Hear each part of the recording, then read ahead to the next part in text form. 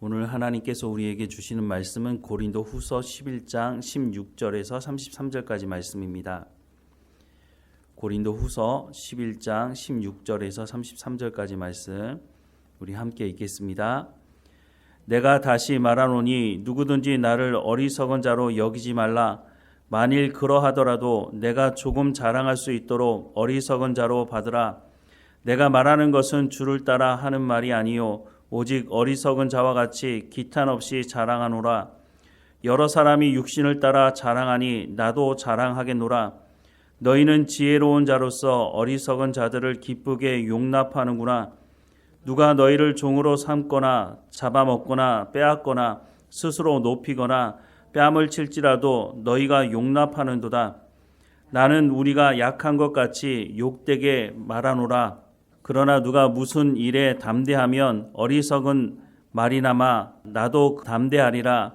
그들이 히브리인이냐 나도 그러하며 그들이 이스라엘인이냐 나도 그러하며 그들이 아브라함의 후손이냐 나도 그러하며 그들이 그리스도의 일꾼이냐 정신없는 말을 하거니와 나는 더욱 그러하도다.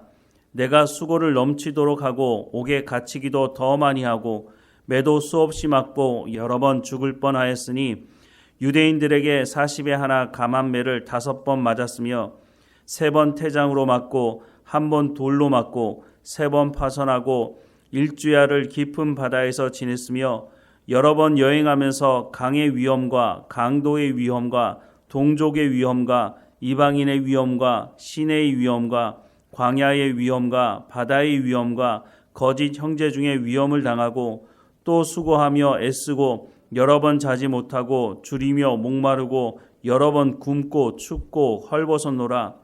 이 외의 일은 고사하고 아직도 날마다 내 속에 눌리는 일이 있으니 곧 모든 교회를 위하여 염려하는 것이라. 누가 약하면 내가 약하지 아니하며 누가 실족하게 되면 내가 애타지 아니하더냐. 내가 부득불 자랑할진대 내가 약한 것을 자랑하리라. 주 예수의 아버지 영원히 찬송할 하나님이 내가 거짓말 아니하는 것을 아시느니라.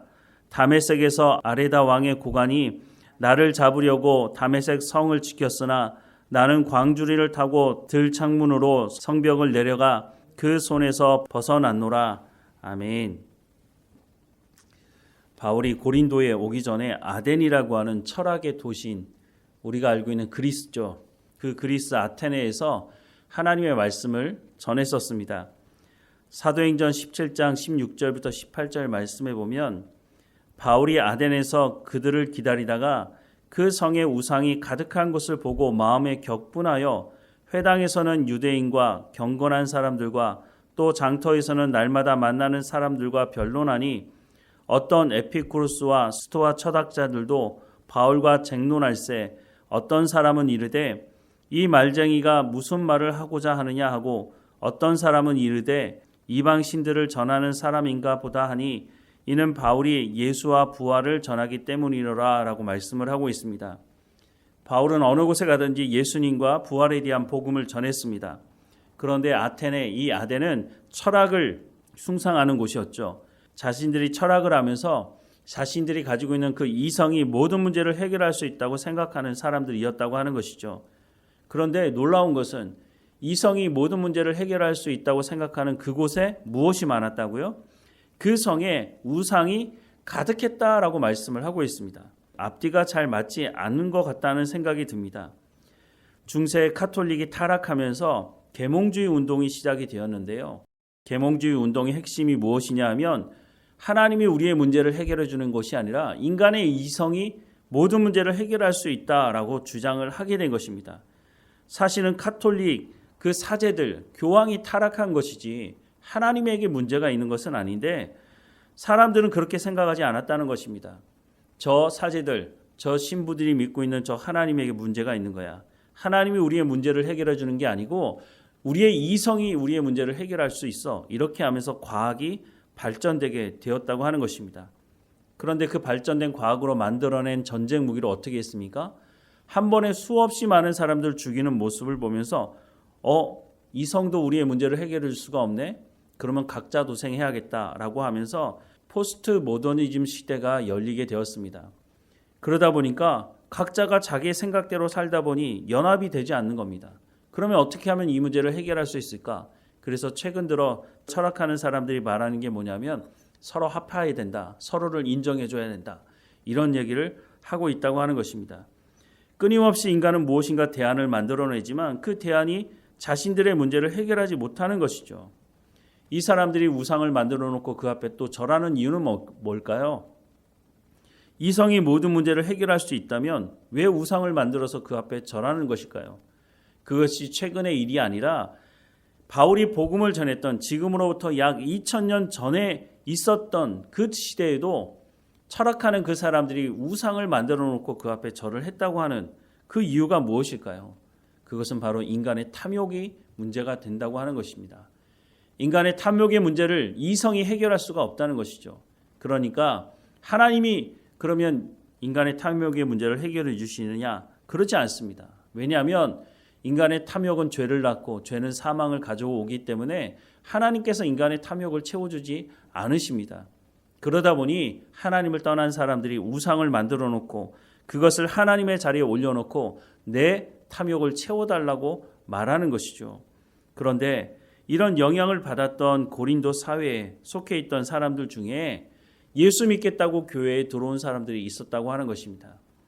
갈라디아서 2장 20절에 보면 내가 그리스도와 함께 십자가에 못 박혔나니 그런즉 이제는 내가 사는 것이 아니요 오직 내 안에 그리스도께서 사시는 것이라. 이제 내가 육체 가운데 사는 것은 나를 사랑하사 나를 위하여 자기 자신을 버리신 하나님의 아들을 믿는 믿음 안에서 사는 것이다 라고 하는 고백. 이 고백을 누가 하는 것입니까? 그리스도인들이 하는 것 아닙니까? 예수 그리스도를 영접한 사람들이 하는 고백. 아무리 고린도 사회가 아덴의 철학적인 영향을 받았다 할지라도 이제는 내가 그 모든 것을 끊고 내가 예수 그리스도를 영접하고 하나님 말씀을 듣고 순종하며 살아가겠다고 하는 사람들이 교회에 모이는 것 아니겠습니까? 그러면 무엇을 자랑해야 할까요? 내가 하나님을 아는 것에 대한 것을 자랑해야 되는 것이 맞는 것 아닐까요?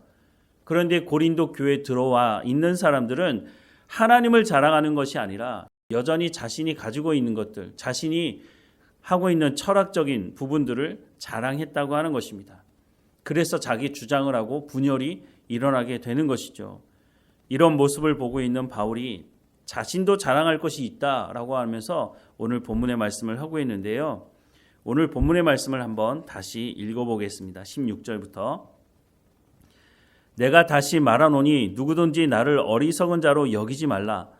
만일 그러하더라도 내가 조금 자랑할 수 있도록 어리석은 자로 받으라. 내가 말하는 것은 주를 따라 말하는 말이 아니요 오직 어리석은 자와 같이 기탄 없이 자랑하노라. 여러 사람이 육신을 따라 자랑하니 나도 자랑하겠노라. 너희는 지혜로운 자로서 어리석은 자를 기쁘게 용납하는구나. 누가 너희를 종으로 삼거나 잡아먹거나 빼앗거나 스스로 높이거나 뺨을 칠지라도 너희가 용납하는도다. 나는 너희가 약한 것 같이 욕되게 말하노라. 그러나 누가 무슨 일에 담대하면 어리석은 말이나마 나도 담대하리라. 그들이 히브리인이냐? 나도 그러하며 그들이 이스라엘인이냐? 나도 그러하며 그들이 아브라함의 후손이냐? 나도 그러하며 그들이 그리스도의 일꾼이냐? 정신없는 말을 하거니와 나는 더욱 그러하도다. 내가 수고를 넘치도록 하고 옥에 갇히기도 더 많이 하고 매도 수없이 맞고 여러 번 죽을 뻔하였으니 유대인들에게 40에 하나 감한매를 5번 맞았으며 3번 태장에 맞고 1번 돌에 맞고 3번 파선하고 일주야를 깊은 바다에서 지냈으며 여러 번 여행하면서 강의 위험과 강도의 위험과 동족의 위험과 이방인의 위험과 시내의 위험과 광야의 위험과 바다의 위험과 거짓 형제 중에 위험을 당하고 또 수고하며 애쓰고 여러 번 자지 못하고 줄이며 목마르고 여러 번 굶고 춥고 헐벗어노라. 이 외의 일은 고사하고 아직도 날마다 내 속에 눌리는 일이 있으니 곧 모든 교회를 위하여 염려하는 것이라. 누가 약하면 내가 약하지 아니하며 누가 실족하게 되면 내가 애타지 아니하더냐. 내가 부득불 자랑할진대 내가 약한 것을 자랑하리라. 주 예수의 아버지 영원히 찬송할 하나님이 내가 거짓말 아니하는 것을 아시느니라. 다메섹에서 아레다 왕의 고관이 나를 잡으려고 다메섹 성을 지켰으나 나는 광주리를 타고 들창문으로 성벽을 내려가 그 손에서 벗어났노라 라고 말씀을 하고 있습니다. 바울이 자랑하기 시작한다면 바울보다 더 자랑할 사람이 누가 있겠습니까? 내가 예수 믿고 예수님을 전하기 위해서 이런 일을 행했다. 내가 이런 일을 당했다. 라고 하는 자랑할 거리가 많겠지만 바울이 뭐라고 말합니까? 28절 이하의 말씀을 다시 보면 이 외의 일은 고사하고 아직도 날마다 내 속에 눌리는 일이 있으니 곧 모든 교회를 위하여 염려하는 것이다 라고 말씀합니다. 바울이 지금 무엇을 자랑하고 있습니까? 내가 이런 거 당했으니까 내가 너희들보다 뛰어난 사람이야? 이런 것을 말하고 있는 것이 아니라고 하는 것입니다. 바울이 이런 일을 당했지만 내가 자랑할 것이 없다. 내가 지금도 내 마음 가운데 눌리는 것이 있는데 그것이 무엇이냐? 교회를 위해서 염려하는 것이다 라고 말을 하고 있는 겁니다. 그리고 29절에 누가 약하면 내가 약하지 아니하며 누가 실족하게 되면 내가 애타지 아니하더냐? 내가 부득불 자랑할진대 내가 약한 것을 자랑하리라 라고 말씀하고 있습니다. 바울이 무엇을 자랑한다고요? 자신의 약한 것을 자랑한다고 말하고 있습니다. 세상에 살면서 우리가 약한 것을 자랑하면 어떻게 됩니까? 세상 사람들의 조롱거리가 되고 맙니다. 세상에서는 강한 것을 자랑해야 됩니다.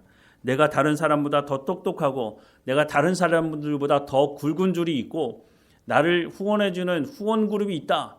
이런 것들을 자랑해야 될 텐데 바울은 그것을 자랑하는 것이 아니라 나의 약함을 자랑한다고 말합니다. 그 약함을 통해서 자랑하는 이유가 뭡니까? 내가 약할 그때에 하나님께서 내 가운데 역사하셔서 하나님께서 일하시기 때문에 나는 나를 자랑하는 것이 아니라 하나님을 자랑한다라고 고백을 하고 있는 것입니다. 고린도 사회에 있는 사람들, 철학하는 사람들, 철학의 영향을 받은 사람들은 이성이 모든 문제를 해결할 수 있어. 내가 이런 권력이 있어. 내가 이만큼 많이 알아. 이런 것을 자랑하는 사람들이었었는데 바울은 그런 사람들을 향해서 그것은 자랑거리가 아니다. 너희가 아무리 많이 알아도 우상을 섬기고 있지 않느냐. 너희가 그렇게 똑똑하다고 말하면서도 왜 우상을 만들어 놓고 그 앞에 절을 하고 있느냐라고 말하고 있는 것이죠. 사랑하는 여러분, 우리가 정말로 자랑해야 될 것이 무엇입니까? 내가 어떤 대학을 나왔다. 내가 얼마나 많이 가지고 있다. 내가 얼마나 많이 배웠다. 이런 것이 자랑할 거리가 아니라 내가 얼마나 하나님을 알고 있느냐. 나의 약함을 자랑하면서 하나님께서 내 가운데 어떻게 역사하고 계시느냐. 그것을 전하는 것이 우리 가운데 자랑할 거리다라고 말씀을 하고 있는 것이죠. 우리가 우리의 입술로 자랑할 것이 하나님이어야 한다고 하는 것을 말씀해 주고 있습니다. 세상 것을 자랑하기 시작하면 세상 사람들과 비교하게 되겠죠. 비교하게 되면 우월감을 갖든지 열등감을 갖든지 둘 중에 하나 아니겠습니까? 그러다 보면 결국은 자신에 대해서 부정하게 되고 하나님께서 주신 은혜도 잊어버리게 되고 감사도 잃어버리게 되면서 열등감에 빠지게 되는 것입니다. 하나님은 우리 가운데 예수 그리스도를 대가 지불하면서 우리를 구원하셨다고 말씀합니다.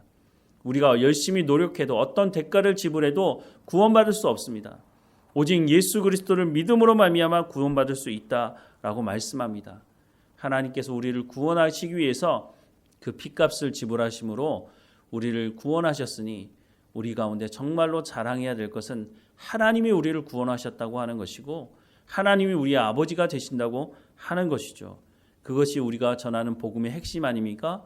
예수님이 이 땅에 오셨고 십자가에 못 박혀 죽으심으로 아무것도 아닌 나를 구원하시고 또한 하나님의 자녀 삼아 주셔서 영원한 하나님의 나라로 인도하실 것에 대한 약속의 말씀을 해 주셨다고 하는 것, 부활이 약속되어져 있다고 하는 것, 그것을 우리가 자랑해야 한다라고 말씀을 하고 있는 것이죠.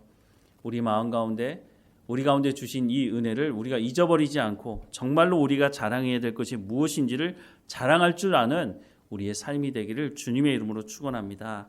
기도하겠습니다. 사랑하는 하나님, 바울이 하나님의 말씀을 전하다가 당한 이 모든 일들을 자랑거리로 삼을 수도 있었을 텐데 이것을 자랑거리로 삼지 아니하고 자신의 약함을 자랑하고 있는 것을 보게 됩니다. 세상 사람들 보기에는 손가락질 당할 일일지도 모르겠지만 하나님 안에서는 약한 것이 강한 것이라고 하나님께서 우리를 통해서 그 약한 것을 통해서 하나님의 역사를 이루어내시니 우리의 입술을 통해서 하나님을 찬양하게 하시고 감사하게 하시고 우리의 입술과 우리의 삶을 통해서 하나님이 어떤 분이신지를 증거하는 증인으로 삶을 살아갈 수 있도록 또한 우리의 삶을 주장하시고 인도해 주옵소서. 우리의 마음에 품고 전도하려고 하는 그 사람들에게 우리의 삶을 통해서 하나님이 증거되게 하시고 예수 그리스도의 십자가가 증거되게 하시고 부활이 약속되어져 있다고 하는 영원한 하나님의 나라에 갈 것에 대한 약속의 말씀을 주신 것에 대한 자랑을 할 뿐만 아니라 복음을 들어야 되는 그 사람들 마음 가운데도 이 복음이 들어가서 함께 예배하는 공동체가 될 수 있도록 은혜를 베풀어 주옵소서. 하나님, 우리의 입술을 통해서 하나님의 영광이 드러날 수 있도록, 우리의 손과 발을 통해서 하나님의 영광이 드러날 수 있도록 오늘도 우리의 삶을 주관하시고 인도해 주옵소서. 늘 우리와 함께 하시는 하나님 감사드리고 예수님의 이름으로 기도드립니다. 아멘.